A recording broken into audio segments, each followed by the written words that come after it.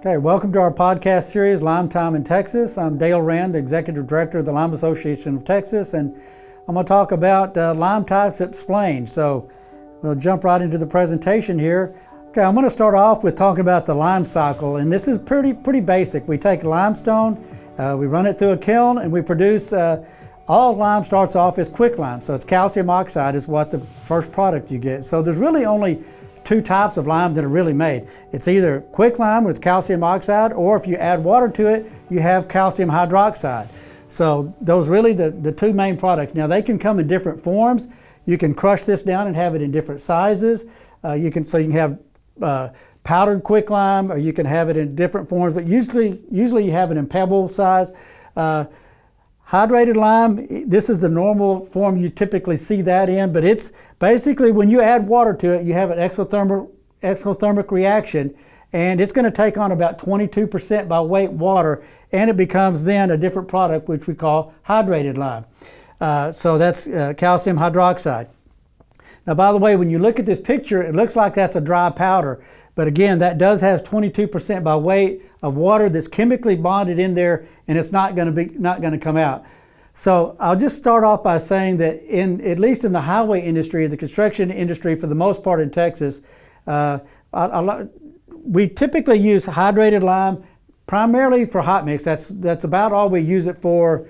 As far as we don't use it in soil stabilization. We use it primarily as a hot mix added to improve the anti-stripping performance and things like that, better long-term performance of asphalt pavements.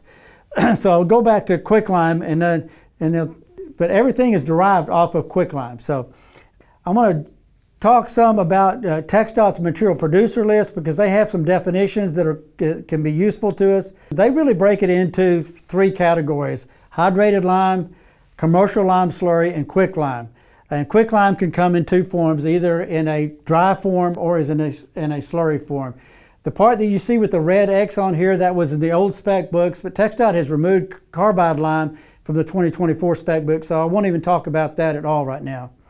So I'll talk about, I mentioned that quicklime can come in two forms, either dry, and this is the dry version of quicklime or calcium oxide, the pebble quicklime, and you can kind of see the application there. It almost looks like you're spreading rocks, but that's just calcium oxide. So that's the dry form that you have. And then there's lime slurry. Lime slurry is what's used in the vast majority of all the lime stabilization in Texas. As far as lime slurry, TxDOT's really broken this down into two definitions: commercial lime slurry and quicklime slurry. And I'll point out the main differences here. It's the exact same product. The end product that goes in the ground is exactly the same. But the difference is commercial lime slurry has to come from an approved fixed terminal, and there's a number of these terminals across the state of Texas. So that's just a permanent facility there. Whereas if you're getting quicklime slurry, the bottom one down here, it's done on the job site with porta batch plants. So you get the exact same product. It's the combination of about 60% water, 40% solids that goes into the ground to do lime stabilization for clay soils. So again, when you see those definitions, just think of it as the location is the main difference there. This is an old picture of hydrated lime slurry. This is not really allowed in TxDOT specs anymore. This was the original way that we made it back before we had slaker tanks and some of the equipment we have now, but this is not the method that is used commonly now. So I want to summarize the industry recommendations for the types of lime here. You should never, starting off with the first one, you should never specify dry hydrated lime on a project. So dry lime, if you're going to specify it, should always be specified as quicklime. The reason you don't want to use dry hydrated lime is that's a powder form. It can become airborne very easily. It can make a mess in windy conditions. You don't really want to do that. So if you're specifying dry lime, you want to specify dry quicklime. Okay, going to the second bullet here, the second recommendation we have here is you should not specify lime, which is hydrated lime slurry, as the only option on a project. If you're going to get slurry, TxDOT recommendation, and this is their standard one, is to specify lime, commercial, or quicklime slurry. So you really shouldn't be specifying hydrated lime anyway, although it said you can get the same product, but that's a methodology we used, 30 years ago. That was pretty common. Now that the slaker tanks and all of the things and the technology that we have now, pretty much all lime slurry is made with quicklime either at a commercial location or on the job site, and we define that as quicklime slurry. The main difference here is, again, to the last bullet, when you're specifying it, it should either be lime, commercial, or quicklime slurry. Gives the contractor the flexibility to bid that based on their economic circumstances. So for example, on a really big commercial project, the contractor may want to do their own blending on site with a porta-batch plant, and they may want to use quicklime. Conversely, you have a small job or a job that's close to one of the terminals there, you could specify commercial lime, and it's easy, quick, and convenient. So it gives the contractor the option of whichever one that they want to use. The bottom line here is, though, you're getting the exact same product no matter which one you get, which one you specify, commercial or quicklime slurry. So going into some more details and some comments on this, the dry quicklime, I want to talk about some of the pros and cons about this.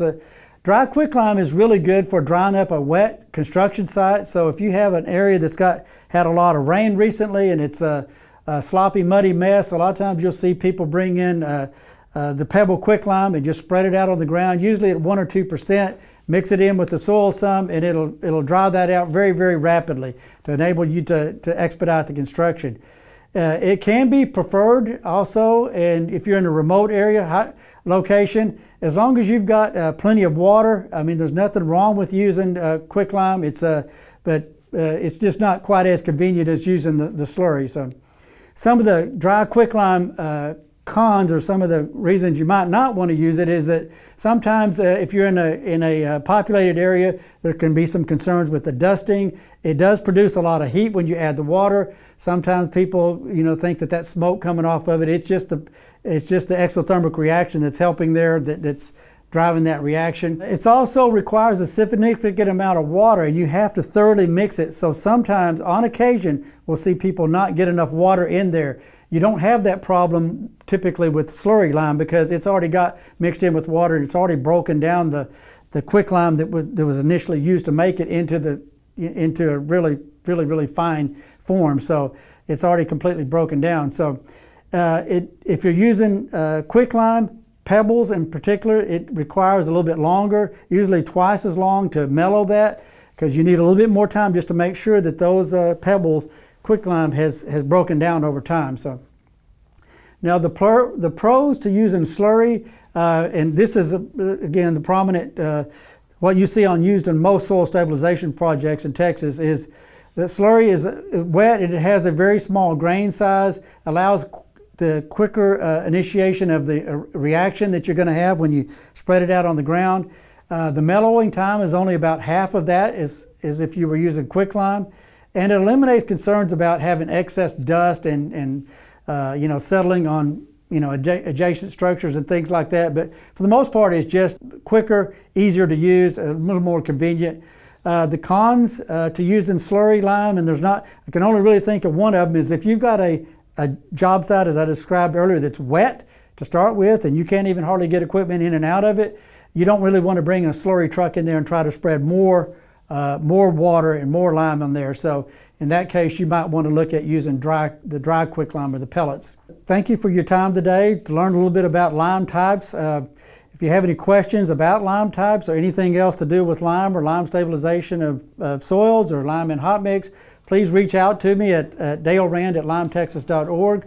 My phone number is also on the slide here, 512-771-3667. If you have any questions, and we appreciate you spending part of your day with us and learning a little bit about lime today. Thank you for watching this episode of our podcast. If you want to learn more about the use of lime, reach out to us on our website at limetexas.org. You can also email me at dalerand@limetexas.org. And please follow us on LinkedIn and subscribe to our YouTube channel. Thank you for watching.